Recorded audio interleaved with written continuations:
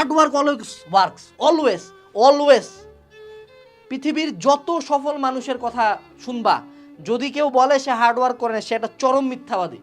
হয়তোবা তার কোনো এক্সট্রা কোনো বিষয় আছে, সে হয়তোবা এক্সেপশন। এই যে একটা ব্যাপার, এক্সেপশন।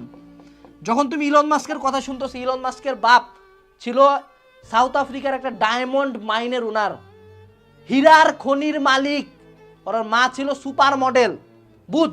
তখন ইলন মাস্ককে দেখলে হবে না। বাট আমাদের দেশে শেখ আকিজউদ্দিন ফল বেচত, পুরান ঢাকা ফল বেচে বেচে এখন আকিজ গ্রুপ অফ ইন্ডাস্ট্রিজ বানাইছে, তার পরবর্তী 10 বংশ খাবে। আকিজউদ্দিন আমাগো আইডল, ইলন মাস্কের দোলা হবে না। বাট ইলন মাস্কের কি নিতে পারি আমি? Work ethic. এত ধনী ফ্যামিলির পোলা হয়েও 17-20 ঘন্টা কাজ করছে, বুঝতে হবে। এবং যত যে বলুক, যত ভালো স্টুডেন্টে বলুক, পড়া লাগে না এতক্ষণ, বিশ্বাস করবা না। তোমার যদি 3 ঘন্টা না হয় 5 ঘন্টা পড়ো, তোমার যদি 5 ঘন্টা না হয় 7 ঘন্টা পড়ো। অলওয়েজ এফোর্ট বাড়াও, এফোর্ট বাড়াও। মনে রাখবে এটা 20 কোটি 17 কোটির একটা থার্ড ওয়ার্ল্ড কান্ট্রি, ফকিন্নিগো দেশ।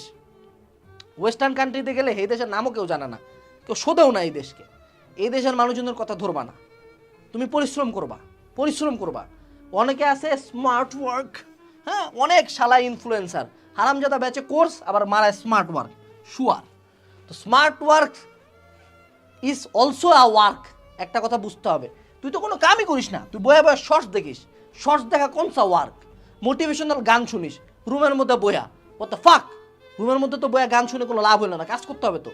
তো স্মার্ট ওয়ার্ক যারা বলে যে স্মার্ট ওয়ার্ক করতে হবে, কিন্তু বুঝতেছে না যে যেই জেনারেশনের সাথে কথা বলতেছে, ওই জীবনে দিনের 8 ঘন্টা শুধু ফোনই চালায়। হ্যাঁ রে, তুই স্মার্ট ওয়ার্ক কি বললো বুঝাচ্ছিস তুই? আমি বলবো ফেলা স্মার্ট ওয়ার্ক, পর বেটা পর, কাম কর, দৌড়া, জিমে যা। এটা তোদের জন্য ওয়ার্ক করে।